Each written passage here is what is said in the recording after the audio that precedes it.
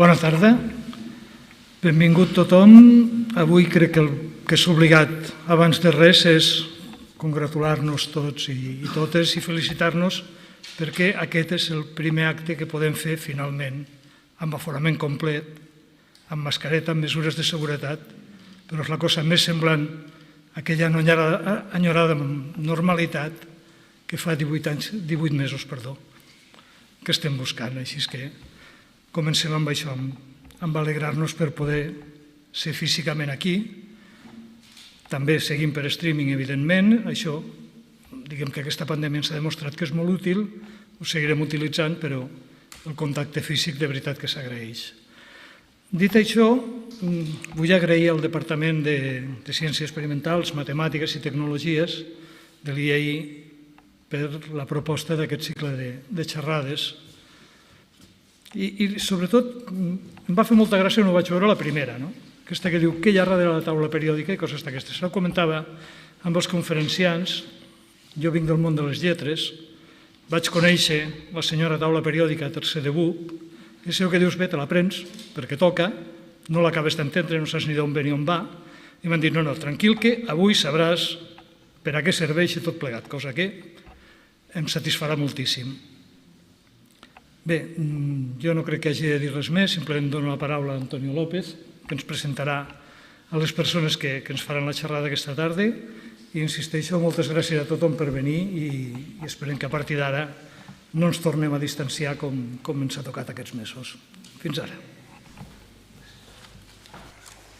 Buenas tardes. Tenim públic castellano parlant en el streaming.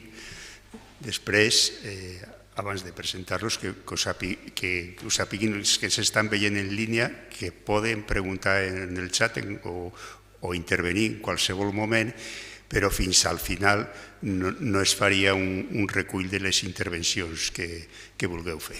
Bé, tenim amb nosaltres a Esther Márquez i a Carlos Moreno, vells coneguts i vells amics de Lleida.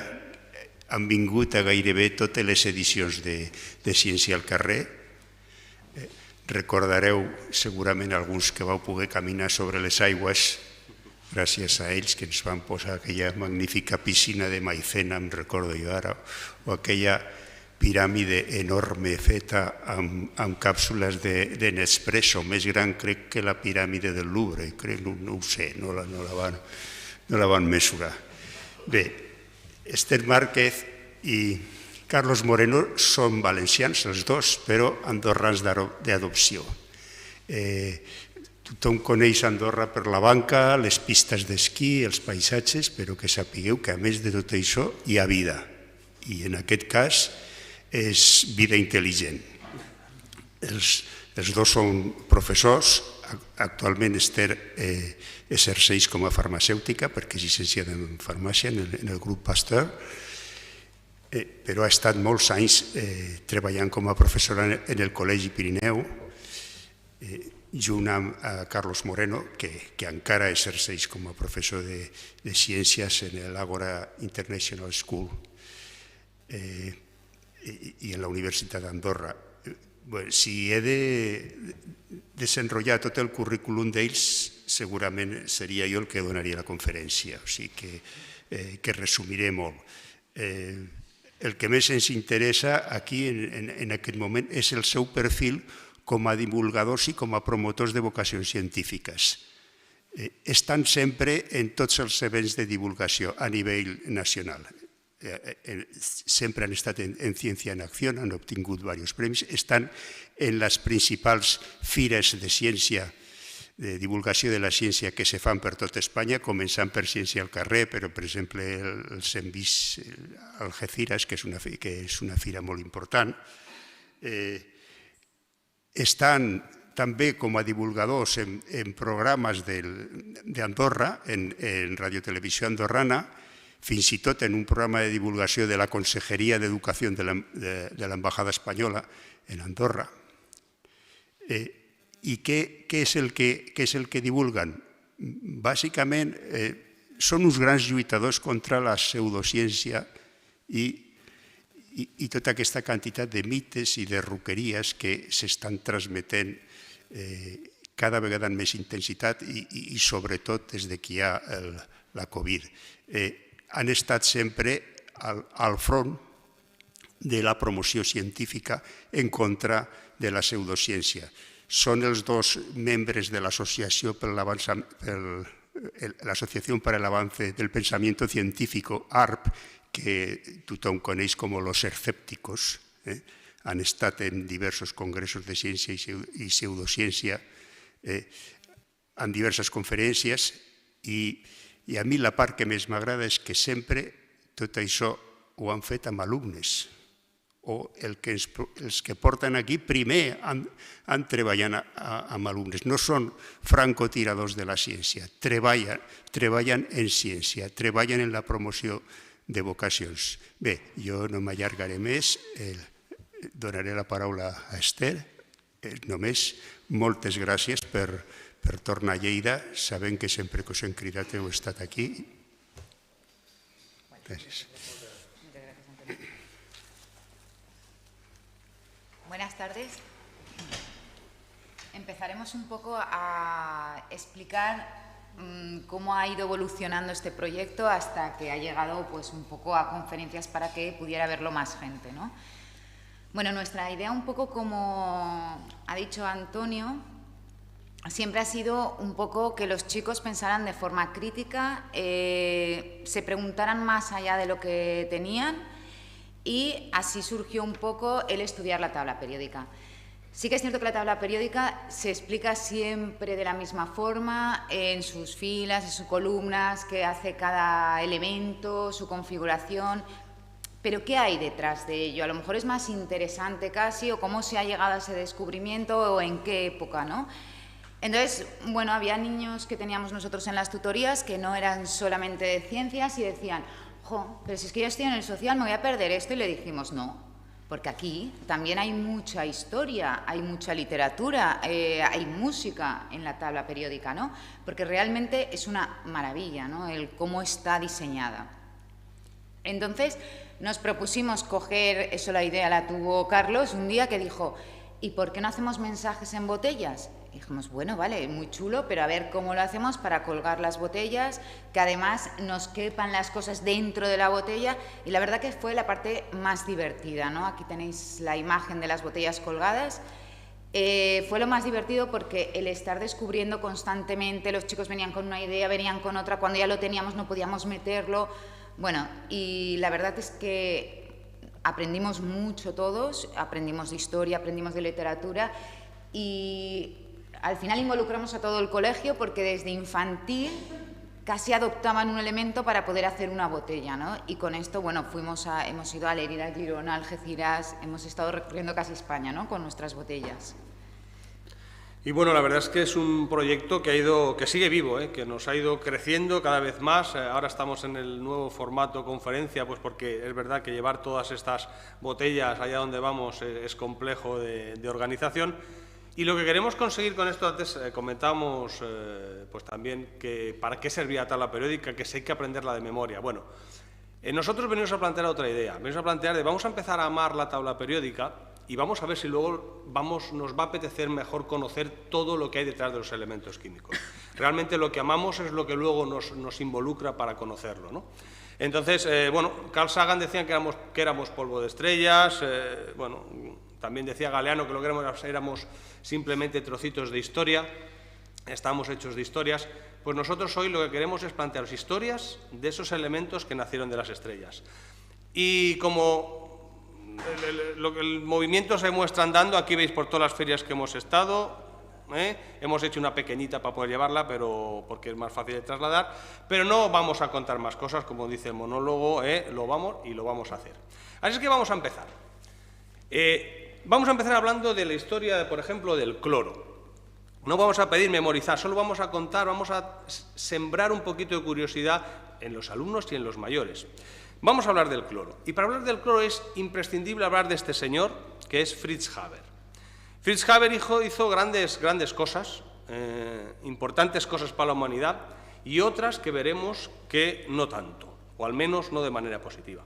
Bueno, gracias a Fritz Haber hemos podido alimentar bueno, todavía hay mucho que hacer, ¿no?, para alimentar a toda la humanidad, pero los fertilizantes con la base de nitratos, gracias a Fritz Haber y a su síntesis hemos conseguido poder alimentar a gran parte de esta humanidad. Pero también hizo cosas negativas, aunque Fritz Haber fue propuesto y se le otorgó el premio Nobel por esta parte positiva. Fritz Haber era de origen judío, era alemán, y en la Primera Guerra Mundial, una guerra mundial complicada donde se llamaba la guerra de trincheras porque no avanzaban ni los aliados ni avanzaban tampoco los regimientos alemanes, pues se planteó la idea, Fritz, de utilizar los gases como arma química.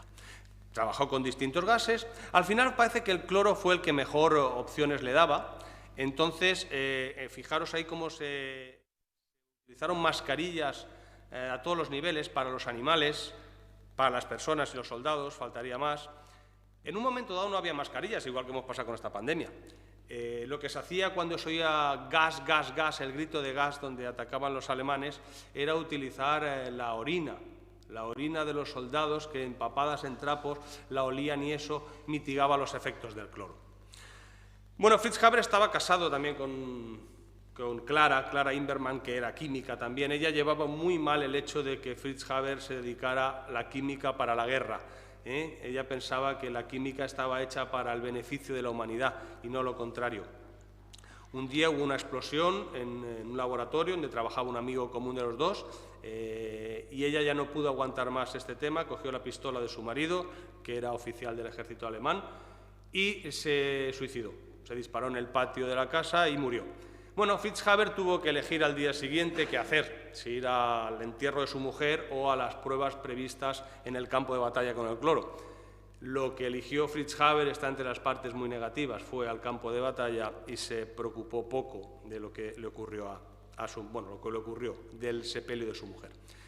Y para terminar con el cloro, bueno, en los soldados de la Primera Guerra Mundial, ahí tenemos a un soldado que hemos marcado con una crucecita, veremos por qué. Él sufrió también, aunque pensad que los gases iban y venían un poquito según el viento los llevaba, y también hubo bastantes afectados en la parte alemana. Ese caballero que veis ahí se llamaba Adolf de nombre y Hitler de apellido, y también sintió en sus propias carnes los que eran los efectos de los gases tóxicos.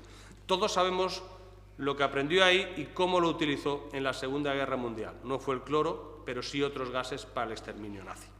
Bueno, pues esto es una idea de presentar a los chavales qué es el cloro y no decirles qué es un halógeno ni sus propiedades, una presentación, una introducción. Ahora os dejo a Esther, que nos hablará del arsénico. Vale, nos toca el arsénico. El arsénico, bueno, probablemente es el veneno que más se ha utilizado en la literatura. Tenemos libros muy famosos de Agatha Christie como Matar es fácil, en el que se utilizaba, Intriga en Bagdad. Luego tenemos Madame Bovary de Flaubert, que Flaubert era un escritor que buscaba totalmente la realidad, el realismo, y lo eligió por eso mismo, porque era tan cotidiano matar con arsénico que dijo, pues este va a ser el mío, ¿no?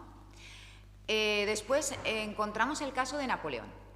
Bueno, Napoleón en el exilio a la isla de Santa Elena, cuando lo exiliaron allí, decidió pintar toda la casa en la que iba a vivir de un verde, que estaba muy de moda en ese momento. Era el verde de Sil, que estaba formado por sales de arsénico.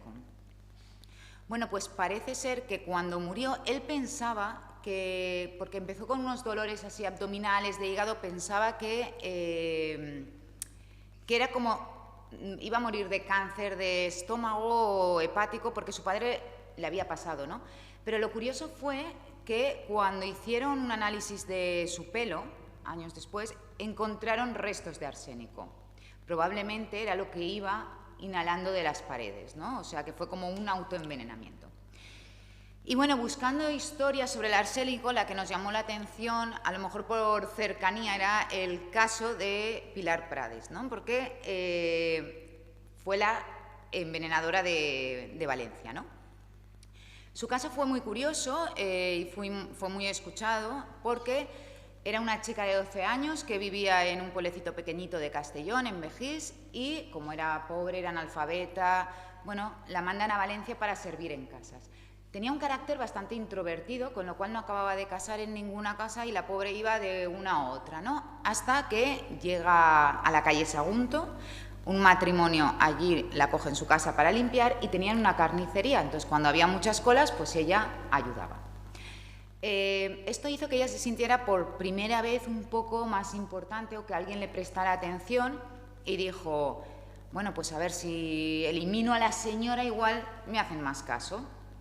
Y decidió meter en las infusiones de la señora un mata hormigas que era el diluvión, que se llamaba en esa época, y tenía arsénico.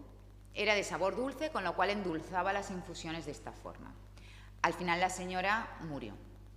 Y ella fue contratada en otra casa de un médico militar. Llegó a la casa y empezó a hacer lo mismo con la señora. Pero aquí, ¿qué ocurrió? Que también lo hizo con la doncella, que era amiga suya, que, bueno, las dos estaban enamoradas del mismo chico, a la otra le hacía más caso y dijo, pues ala, a esta también me la cargo. Claro, las dos con los mismos síntomas y que ya había aparecido en las otras, aquello ya, bueno, pues empezaron a dudar de ella. Llamaron a la policía, la cogieron, la arrestaron. Es verdad que ya estuvo 36 horas en un interrogatorio que no dijo ni mu, pero al final encontraron una botella de diluvión en su maleta y supieron que las había matado. Decir que ella fue la última mujer que ajusticiaron en el garrote vil, que le costó mucho al señor, al verdugo, al ver que era una mujer, y de hecho lo tuvieron que emborrachar para que saliera y la ejecutara, ¿no? Porque si no, no había forma. Que años más tarde luego se hizo una película de esto que era precisamente de El verdugo, ¿no? de toda la historia. Bueno, también se utilizaba en la época victoriana, el arsénico se utilizaba también para crear cremas y jabones, con lo que se vio que muchas mujeres también murieron envenenadas, ¿no? Porque claro, habían inhalado mucho. Bueno, como veis un poquito, el proyecto tuvimos que elegir, tuvimos que traer aquí un poquito un menú de degustación, porque si hablamos de los 118 elementos, que tenemos historias de los 118 elementos, hoy estaríamos aquí 3 semanas, que por nosotros no sería un problema, pero quizá por nosotros hacía un poquito largo. Pero pensad que estos son pequeñas píldoras que se dan a los alumnos para indicar un poquito la relación que hay con la historia, con las guerras, con las artes, antes comentamos, con los libros, con la literatura, porque hay mucho en todos estos elementos. Entonces, hoy hemos preparado, ya os digo, un pequeño menú degustación. Hablaremos de algunos de ellos. Luego, si alguien tiene dudas de algún otro y podemos ayudar, encantados, ¿no?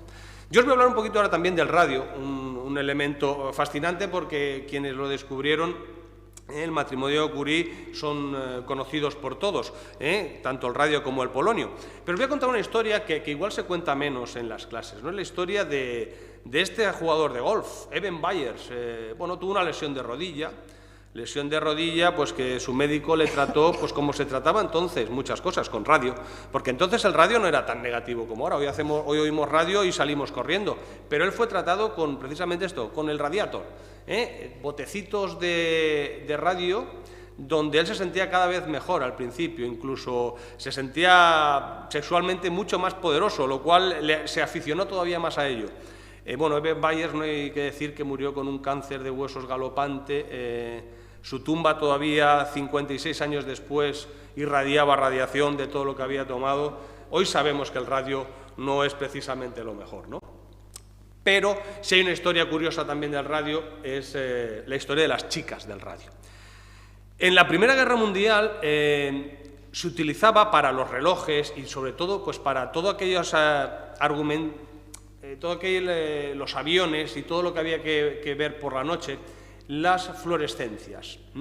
Ya os digo que en su momento el radio era publicitado de una manera, bueno, en chocolate con radio, había cremas con radio, para erupciones cutáneas, se bebía agua con radio porque era mucho más sana, incluso esto que veis aquí parece una pastilla de jabón, pero es simplemente para poner en los testículos de los hombres y favorecer su fertilidad. Es decir, el radio era la panacea, ¿no? Bueno, pues como os digo, estas chicas del radio trabajaban pintando esas manecillas de los relojes y de los aparatos de medida de los aviones para que pudieran verse en la oscuridad, para esa fosforescencia. Claro, utilizaban el radio, ¿por qué? Porque el radio, esa radiación iba excitando a los electrones de ese material fosforescente y podíamos verlo por la noche. Pero había que pintarlo de una manera muy fina. Pensad que los relojes, las manecillas, son pequeños. Se buscaban mujeres jóvenes, mujeres con manos delicadas. Fue realmente una entrada de la mujer en su momento en el ámbito laboral, pero ¿qué queremos hacer cuando queremos hacer algo muy fino con un pincel y mojamos en pintura? Ese gesto, cada vez ya menos utilizado, pero que muchos de los que estamos aquí lo hemos hecho, de pasárselo por la boca para hacerlo más fino, ¿verdad? Con lo cual ellas iban tomando radio de manera constante y diaria. Les gustaba, porque se pintaban los dientes con radio, pensar los vestidos, porque por la noche esa fosforescencia pues les era muy atractiva. Pero con el paso del tiempo no fue tan bonito todo. Empezaron a aparecer casos de cáncer. Todas las chicas que estuvieron padecieron cánceres de huesos y realmente ahí veis tumores difíciles de esconder, ¿verdad? Se puso una demanda, obviamente, contra la compañía que dijo que no tenía nada que ver el radio, que el radio no era el responsable de esto, aunque los trabajadores que preparaban las pinturas lo hicieran con mascarillas, caretas, gafas, guantes y bien protegidos, decían que no era la razón. Finalmente ganaron, aunque todas murieron evidentemente por ello, ganaron ese juicio y fue el primer momento en el que se estableció los derechos de los trabajadores en el ámbito empresarial. Luego nos dejaron a costa de sus vidas, pero al menos dejaron esa herencia. Bueno, pues esas son unas cosillas, esta fue la última superviviente de las chicas del radio. Bueno, hay miles de historias, es decir, que esto que contamos son para tirar del hilo, porque cada vez que se cuenta un elemento se pueden contar historias diferentes. Y decir que los chicos las piden, las solicitan. Yo el año pasado en mi tutoría me dijeron, cada viernes nos tiene que contar 2, y no nos vamos. Bueno, pues todos los viernes elegían 2 elementos y contábamos. Ahora, por ejemplo, Esther nos cuenta el mercurio. Vale, vamos a pasar al mercurio. El mercurio lo conocíamos antes prácticamente todos porque era como estaban compuestos los termómetros caseros. Hoy en día ya, bueno, se eliminaron por eso mismo, porque se rompían, se hacían unas pelotitas, los niños jugaban y, bueno, pues es algo muy tóxico, ¿no? Y los hemos cambiado por los de Galistán. Hemos puesto la imagen de Newton porque Newton fue el último alquimista, trabajó con mercurio y parece ser que ese carácter que dicen que tenía raro, que tal, podía ser debido a esto mismo, al haber estado expuesto también al mercurio, ¿no? Hoy en día ya, bueno, pues esa transmutación alquimista la tendríamos, por ejemplo, en los aceleradores de partículas del CERN, ¿no? Y no haría falta tanto. Esta historia nos llamó mucho la atención. Alicia en el País de las Maravillas y su amigo el sombrero. Y, bueno, dando vueltas vimos que sí que podía tener relación con ese carácter que tenía, ¿no? El sombrerero que iba por ahí todo feliz en el cuento, ¿no? Bueno, en el siglo XIX, en las fábricas donde se hacían los sombreros en Inglaterra, las señoras trabajaban con unas sales de mercurio, era nitrato de mercurio. Y ¿qué pasaba? Que al poco tiempo les pasaba lo mismo. Parecía que caían en depresión, empezaban a hacer locuras, bueno, les trastocaba un poco, ¿no? Y de ahí vino la frase de estás más loco que un sombrerero, porque realmente muchas acababan con bastantes problemas neuróticos. Hoy en día también hemos visto casos en la televisión cuando salen, claro, esto también te hace que estés pendiente de cualquier cosa que salga para cogerlo, de cantantes como Robbie Williams, o en España tenemos al presentador Jorge Fernández, ¿no? Bueno, Jorge Fernández hubo un momento que todo el mundo se alarmó, no se sabía qué tenía, pero empezó a adelgazar muchísimo, cambió mucho su aspecto. Realmente él decía que estaba como deprimido o estresado, que no tenía ganas de hacer nada, ni de trabajar, ni de comer, que además como que perdía la memoria, la concentración, que se le iba la cabeza. Bueno, los médicos no sabían, ¿no?, qué le pasaba. Hasta que al final descubrieron que él, con su dieta, bueno, pues tenía una dieta rica en lo que era el atún rojo, que era rica en proteínas. Bueno, el atún rojo es un atún que es muy grande y que además dura muchos años. Entonces, va almacenando en su cuerpo mercurio de forma que la persona que consume mucho tipo de este pescado también puede almacenar el mismo ese metilmercurio, que es como se toma, ¿no? Este traspasa la barrera hematoencefálica y crea, pues, esos problemas mentales que tenían, ¿no? Evidentemente, luego ya, sabiéndolo, pues ya lo curaron y ya está mejor. Como veis, una de nuestras ideas es siempre relacionar con la sociedad, con la vida, con lo que está pasando. Por eso es un proyecto siempre vivo.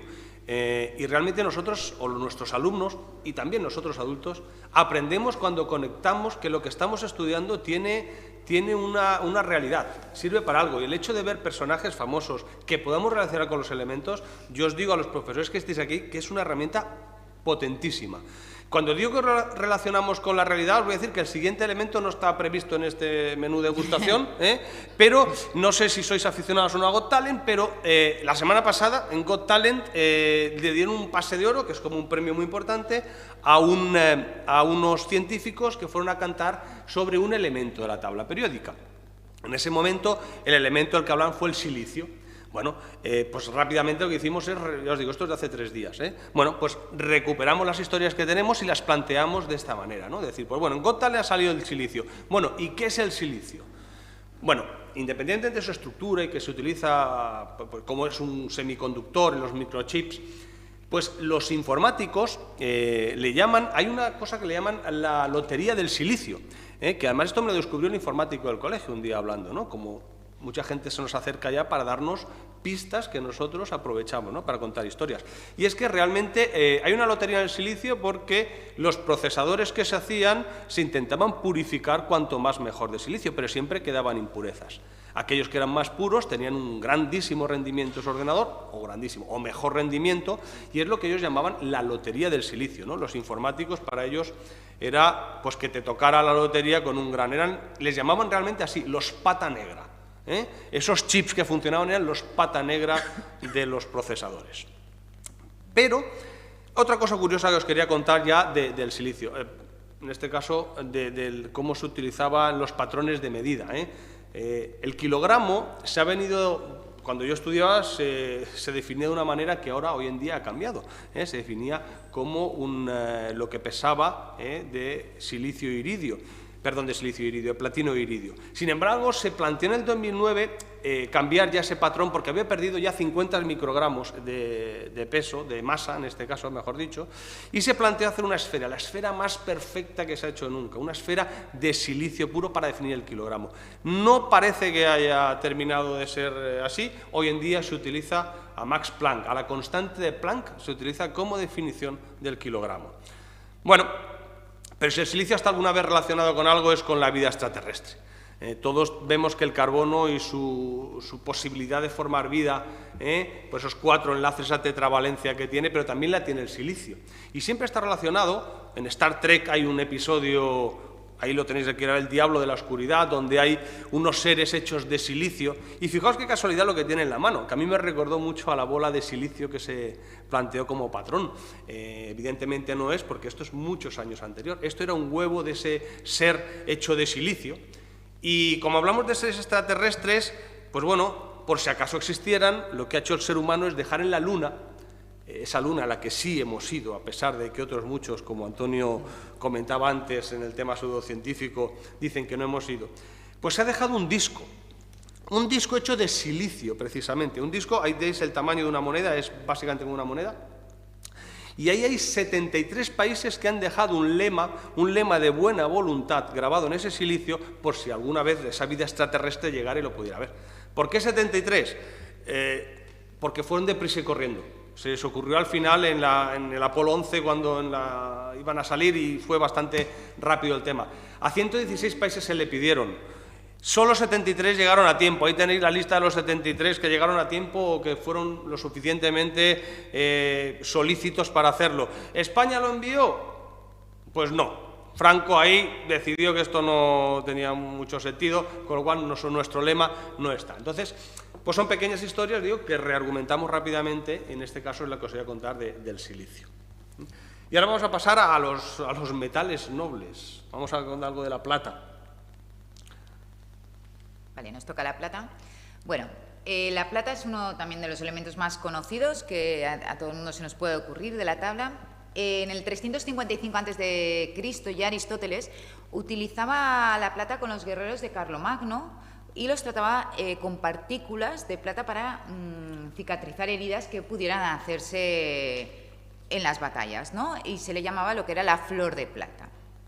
Hoy en día aún hay cremas, sobre todo para cicatrizar o cuando hay quemaduras, que tienen una base de plata, con lo cual ya iba bien él. Bueno, las partículas de plata también se utilizan en los revestimientos de las neveras, podríamos ver partículas de plata porque protegen a los alimentos de contaminarse de microorganismos. Ahí tenemos varios de los que nos puede salvar la plata. Y antiguamente también se utilizaban en los cubiertos. Los cubiertos eran de plata. ¿Por qué eran de plata? Pues precisamente por esto, porque los iones de plata lo que hacían era actuar sobre todas las bacterias que pudiera haber. Y los vikingos, ¿vale? Los fenicios también las utilizaban cuando iban de viaje en los barcos.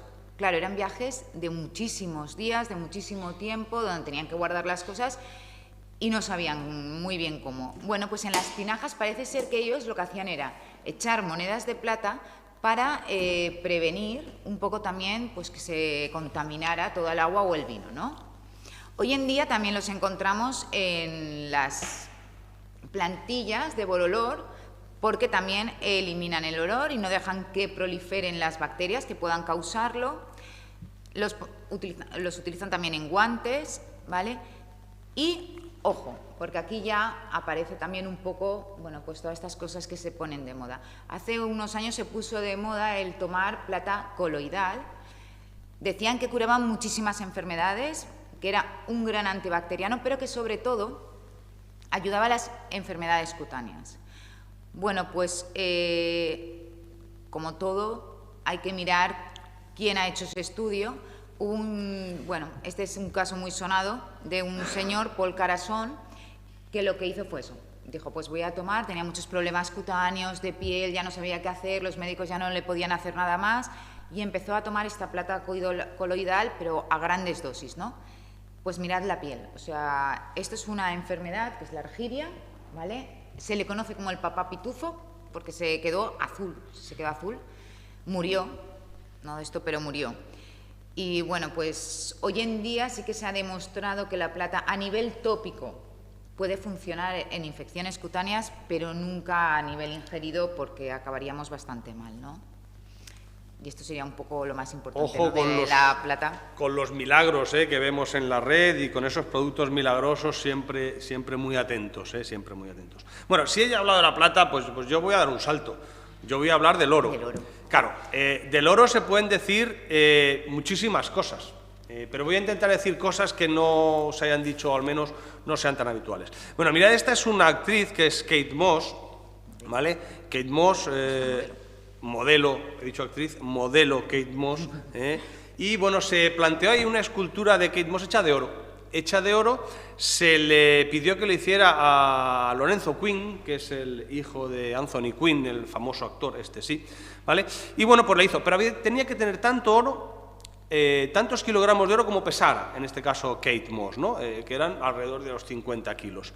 Claro, una estatua que era tamaño natural, hecha de oro solo con 50 kilos, no podía ser maciza, porque pesaría muchísimo más.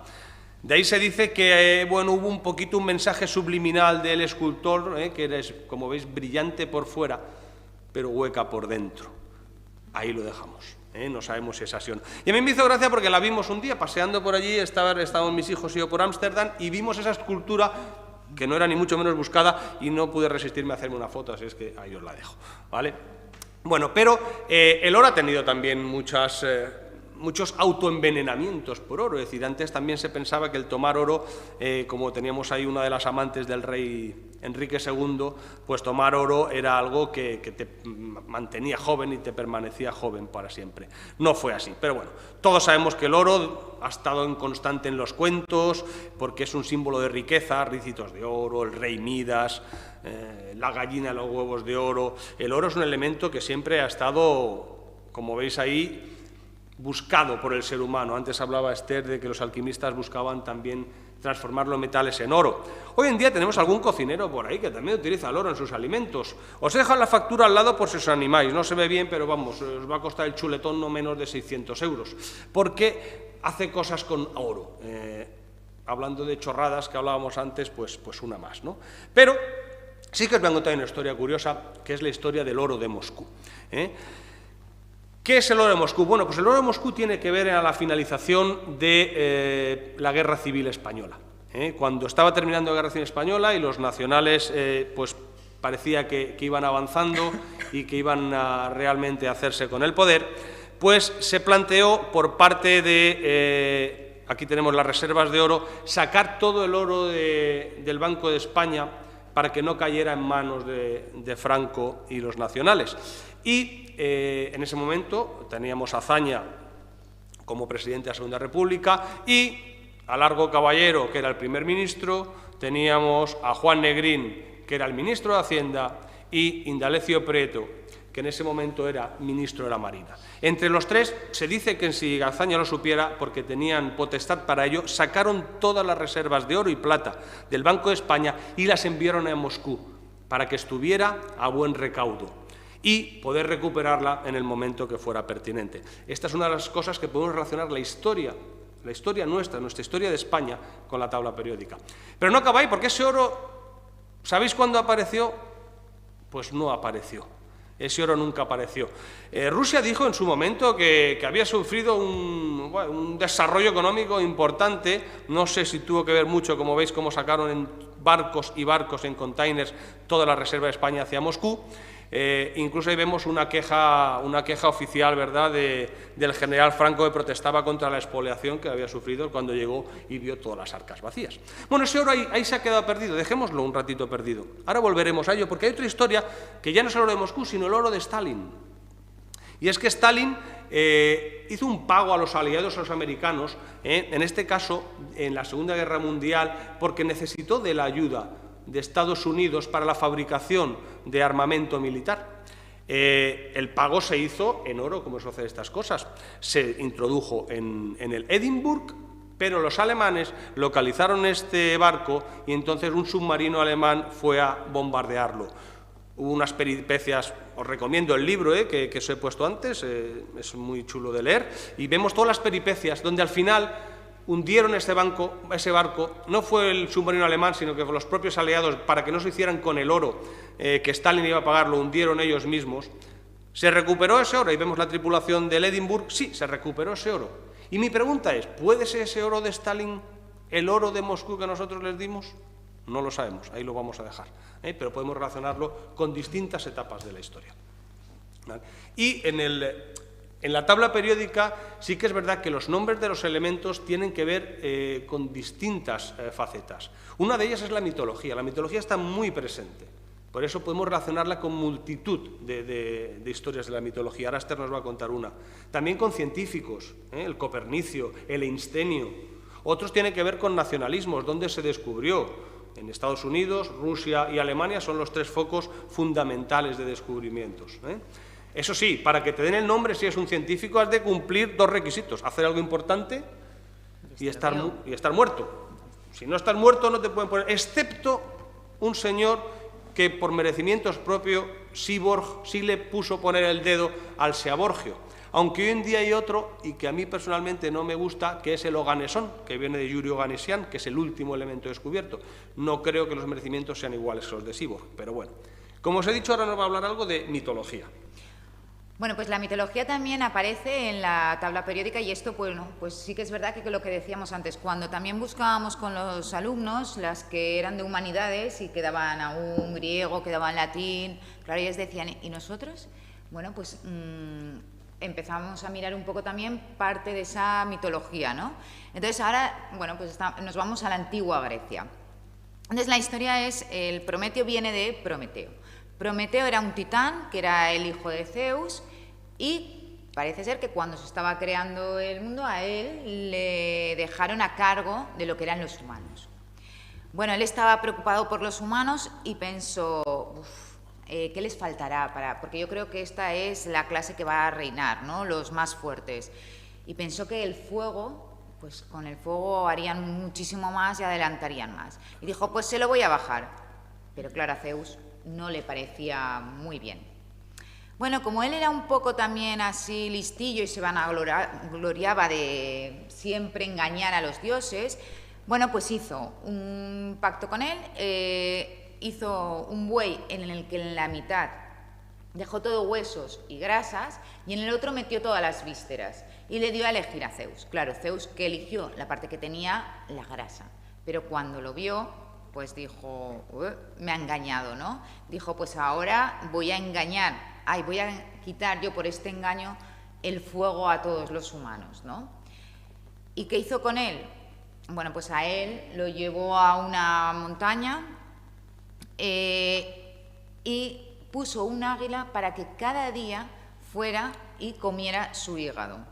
Claro, como él era inmortal, cada día volvía a regenerarse el hígado y otra vez, con lo cual era un sufrimiento impensable, ¿no? Y así estuvo muchos años, ¿no? Parece ser que luego, en la Segunda Guerra Mundial, en el Proyecto Manhattan,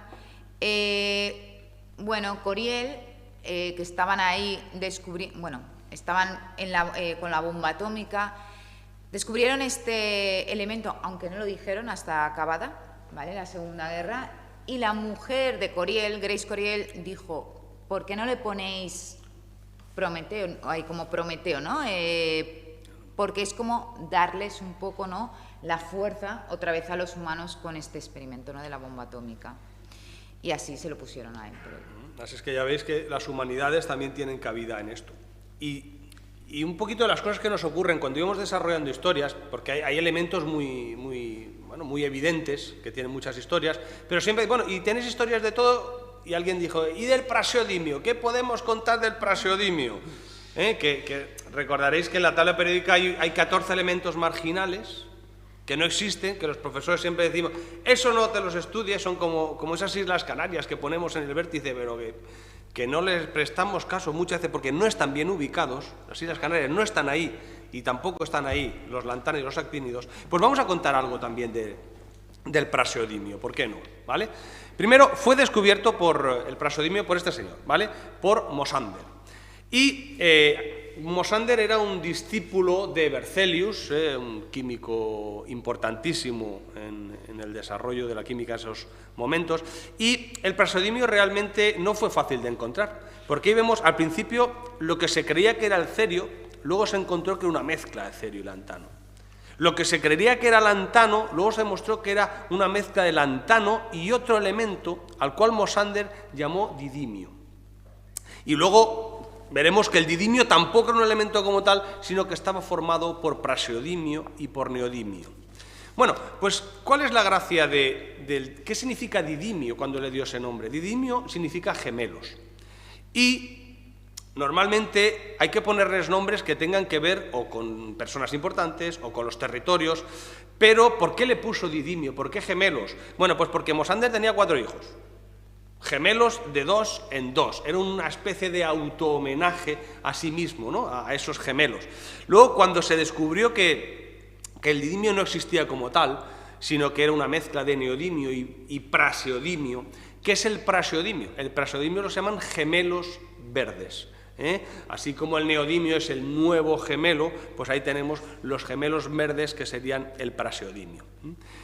Se llamó didimio durante muchos años, durante muchísimos años. Ahí vemos distintas publicaciones donde siguió llamándose así durante, creo que fueron cerca de 50 años.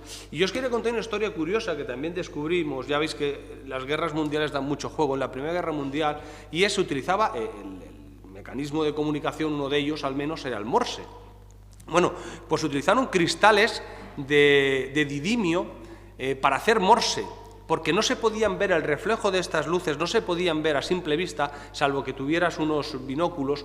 Entonces, a simple vista podían enviar morse y pasaban por encima de los soldados enemigos sin poder verse, y sí cuando se utilizaban prismáticos en el otro lado. Entonces, utilizaron cristales de didimio que hoy en día los podemos comprar en Amazon, porque Amazon lo tiene todo, y tenemos este tipo de gafas. ¿Y quién utilizan estas gafas y por qué? Pues estas gafas lo utilizan los sopladores de vidrio, porque cuando veis ahí, por ejemplo, en esa llama, en esa gran llamarada, ese color amarillento que viene de las sales de sodio que hay en el vidrio, pues no deja ver bien lo que está haciendo con la copa. Pues bien, con estas gafas la absorción de la luz es tal que desaparece por completo la visión del fuego del sodio y solo ven la copa, con lo cual un soplador de vidrio puede utilizar hoy en día estas gafas pues para hacer, y también para protegerse de una enfermedad que era muy dirigida también a los sopladores de vidrio, que eran problemas que tenían en los ojos. Servía de protección y para mejor visión.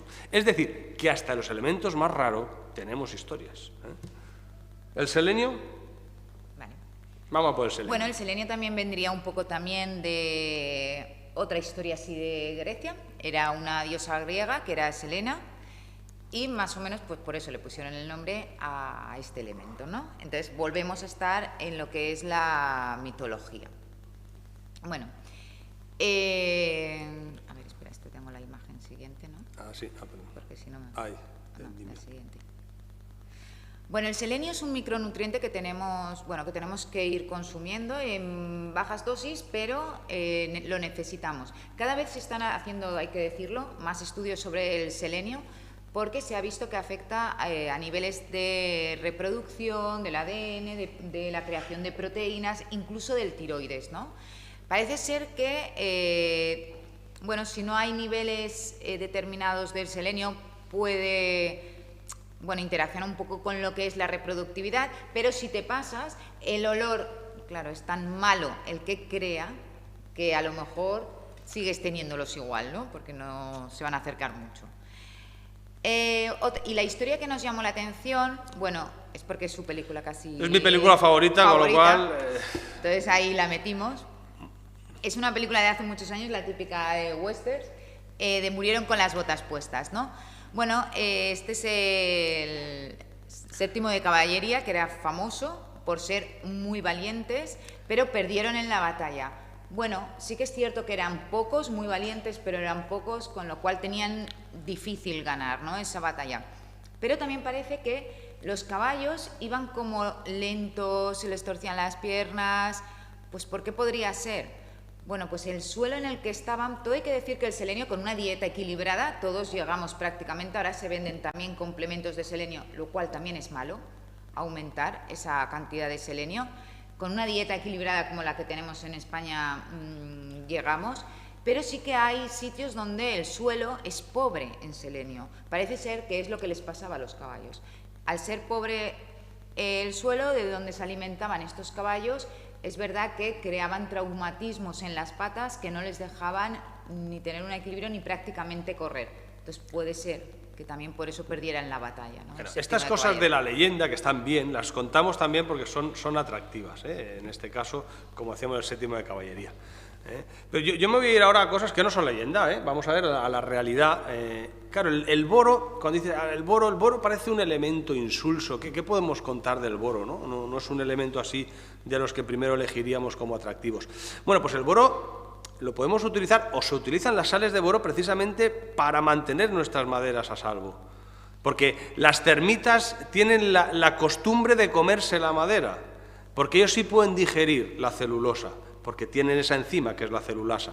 Pues bien, esas sales de boro que nosotros incorporamos lo que hacen es inhibir a la celulasa de las termitas, con lo cual básicamente las matamos de hambre. Entonces ya podemos mantener nuestras maderas bastante más a salvo, ¿no? Con distintas sales como los boratos.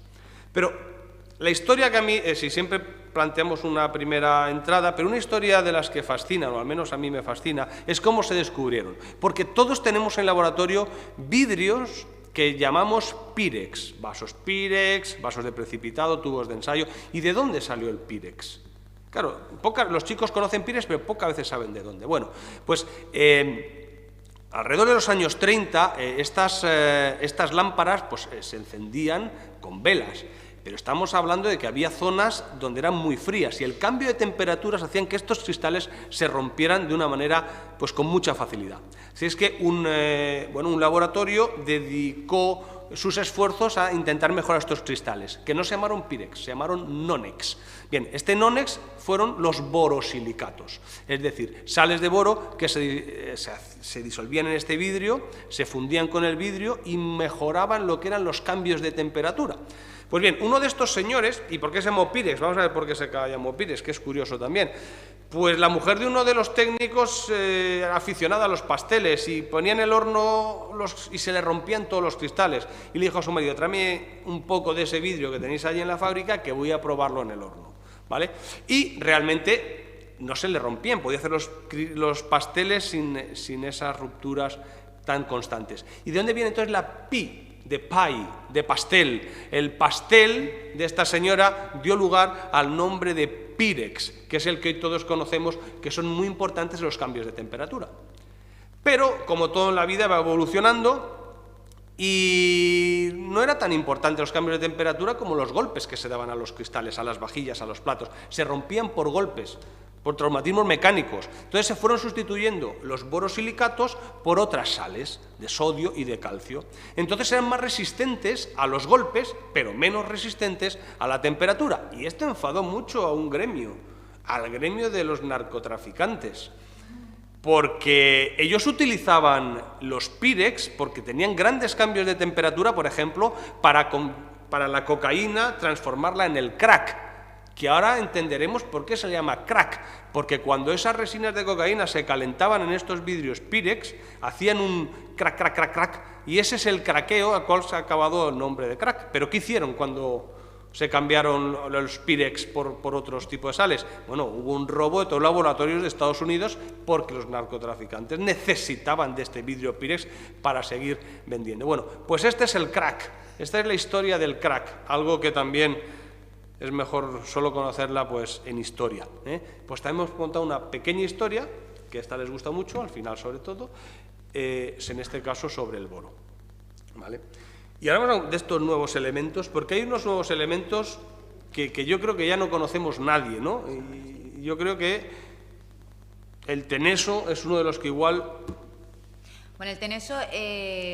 La verdad es que este cuesta porque es de los, como dice Carlos, es de los últimos, pero tiene algo curioso, ¿no? En Rusia estaban intentando aislar un nuevo elemento, pero perdón, les faltaba algo que lo produjera, ¿no? Entonces se dieron cuenta que lo que les faltaba era el berkelio, que en Estados Unidos habían llegado a él, que había aparecido del californio, con lo cual necesitaban berkelio que ellos no tenían. Estados Unidos es raro, por eso también es curioso, porque Estados Unidos ofrece el berkelio para ayudarles. Bueno, el berkelio tiene una vida corta, entonces cuando llegó el avión a Rusia para dejarles el berkelio, faltaban papeles, bueno, se hicieron un lío que al avión no le dejaron aterrizar y tuvo que volver a Estados Unidos. Claro, los rusos dijeron, madre mía, ¿y ahora qué hacemos? Bueno, pues sí que es verdad que luego Estados Unidos otra vez, en ayuda de Rusia, lo cual por eso decimos que es raro, cogió otra vez, fletó el avión y se lo llevó a Rusia, ¿no? Y bueno, por este favor que se descubrió luego así el Tenesio, pues le pusieron por la ciudad, por el condado, ¿no?, de Estados Unidos. Con lo cual es importante porque por primera vez parece que después de toda la Guerra Fría se pusieron de acuerdo en algo, ¿no? Y fijaos que uno les ayudó a uno y el otro se lo puso el nombre, ¿no? Ahí había una lucha terrible por poner nombre a los elementos entre Dubna en Alemania, entre Berkeley en Estados Unidos, perdón, Dubna en Rusia, Berkeley en Estados Unidos y Darmstadt en Alemania, ¿no? Entonces, que el hecho de que Dubna cediera el nombre a un condado americano por su colaboración, bueno, es un poquito esos acercamientos que incluso la ciencia puede hacer en la política, ¿no? Y si os parece, voy a contar una historia que a mí me gusta contar, la del talio, porque tiene que ver con este señor, con William Crookes, al cual Anicet conoce fabulosamente porque tiene un taller fantástico con los rayos catódicos, ¿verdad? Fue descubierto el talio simultáneamente, tanto por Crookes como por este caballero que vemos aquí. Lo hicieron de manera diferente, así como Crookes utilizó la espectroscopía, el primero en traer el lingote de oro no fue él, sino que fue este caballero, el lingote de oro, pero el lingote de talio. Entonces, a los dos se le puede considerar los descubridores del talio, ¿vale? Talio significa rama verde, de ahí viene lo del nombre del talio. Ahí vemos el tubo rayos catódicos ese que hemos tenido en casa, algunos, otros ya no, otros jóvenes ya no, porque tenemos las televisiones planas, pero antes hemos tenido un tubo de rayos catódicos, un tubo de Crookes en nuestra televisión. Lo de Netflix es coña porque evidentemente en esa época no teníamos Netflix, pero bueno. Y es curioso que Crookes, siendo un científico, era muy aficionado al espiritismo, o sea, él creía en los espíritus y hacía pues estas sesiones de Ouija, que bueno, que hoy en día ya no, espero que cada vez se hagan menos y esas creencias vayan desapareciendo. Pero el talio ha sido siempre un componente de los raticidas, un componente también de cremas depilatorias. De los raticidas cada vez menos, porque ya en el primer mundo ya no se utiliza porque es muy tóxico. Aún podemos encontrarlo en bastantes países que todavía están en vías de desarrollo. ¿Y por qué cuento esto? Bueno, pues porque Agatha Christie fue una persona que inspiró a una enfermera a detectar unos síntomas que no estaban descritos, porque en el primer mundo ya no existía la intoxicación por talio, esto no estaba descrito. Era una niña de unos 2 años que venía con sus padres de los Emiratos Árabes y había sido intoxicada ella misma, porque tenía a los padres raticida en casa con talio. Bien, esta enfermera detectó los síntomas que había leído en una novela de Agatha Christie, de Pale Horse, el caballo pálido, y dijo, a ver, esto que yo he leído en Agatha Christie es lo mismo que estamos viendo en esta niña, mira que si hay una intoxicación por talio, pues así fue, y desde entonces ya hay un protocolo para actuar contra eso. Y es que el talio, el catión talio, se parece mucho al catión potasio, y lo desplaza de muchos enzimas, por lo tanto no permite que estos enzimas actúen como corresponde, y ese es uno de los problemas que tiene la intoxicación con talio. Otro de los problemas es que genera impotencia, lo digo por los raticidas. Pero se ha utilizado para asesinar, se ha utilizado para envenenar a mucha gente. Por ejemplo, Saddam Hussein era un ávido, le encantaba asesinar con talio a todos sus oponentes políticos. Lo reconoceréis como un líder iraquí de hace años. Este caballero, que también vemos aquí, Fidel Castro, en este caso fue al contrario, hubo un intento de asesinato por parte de la CIA a Fidel Castro con talio. Y además, fijaos que antes os he dicho que estaba en cremas depilatorias. Lo primero que iba a ocurrir es que se le iba a caer el pelo de la barba, y eso es un síntoma de pérdida del poder del pueblo de la dictadura cubana. Y la CIA buscaba primero eso. No llegó a buen puerto, llegaron al aeropuerto, pero no acaba de funcionar. Pero Nelson Mandela también iba a ser, el día que le iban a excarcelar, recibió un orden de sus carceleros de darle una alta dosis de talio para que falleciese. También se paró a tiempo y pudo salir, después de tantos años en la cárcel, ¿verdad?, Nelson Mandela. Y cosa curiosa sobre el talio, con esto yo creo que de tiempo, no sé cómo vamos, Antonio, pero voy a contar la última cosa de talio. Este caballero, si he dicho que Saddam Hussein le gustaba el talio, Graham Young era un chaval de 14 años estadounidense que le encantaba jugar con el talio y con otros venenos. Él medía, pesaba las dosis que le daba a sus familias, a sus hermanos, a su madrastra, a sí mismo que la tomaba y anotaba los síntomas. Con su madrastra se llevaba entre regular y mal, hasta que tuvieron una pelea muy gorda y dijo, pues ahora sí que la dosis de 800 miligramos, que esta sí que es letal, se la voy a dar. Y se la dio y mató a su madrastra. Hubo un juicio, no quedó claro si había sido intencionado, si no. Pasó 10 años entre correccionales de menores y en la cárcel, y salió a los 29 años, salió y encontró un trabajo en una empresa, y como era nuevo y acababa de llegar, ¿qué le dieron? Le dieron en lugar de preparar los tés y los cafés. Mala idea para alguien que tenía los antecedentes que tenía. Tenía también rencillas con algunos compañeros y también con su jefe inmediato. También fue envenenando poco a poco y llegó también a matar a distintas personas de esa empresa, el señor Graham Young, con el talio. Así es que, como veis, si veis talio, corred para otro sitio. Sí. Pues por nosotros, como veis, hemos contado, ¿qué? 12, 10, no sé. Hay 118, es decir, que podemos estar aquí hasta pasado mañana, pero sobre todo sí que mandamos la idea que la tabla periódica se puede estudiar desde el amor, desde el conocer sus historias y después sus propiedades, su electronegatividad, sus puntos de fusión, lo que necesitemos.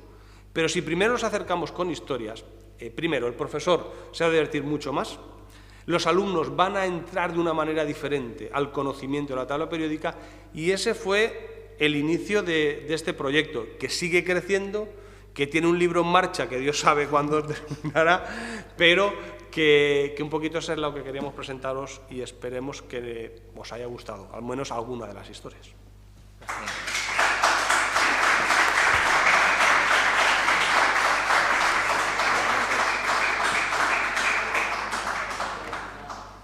Muchas gracias. ¿Se oye? A ver. Sí, ¿no? Ahora sí. Muchas gracias, y ahora es el momento si alguien quiere hacer alguna pregunta. Estoy mirando si en el chat hay algo. Sé que hay gente conectada, porque me avisan por otra vía que tengo yo aquí, pero se ve que no se registran y para chatear hay que registrarse. Por lo tanto, pues está el turno abierto. Podeu preguntar.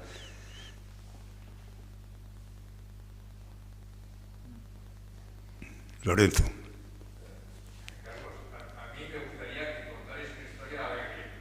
¿Perdón? Una alegre. Vale, esto, hombre, eso, vamos, una alegre.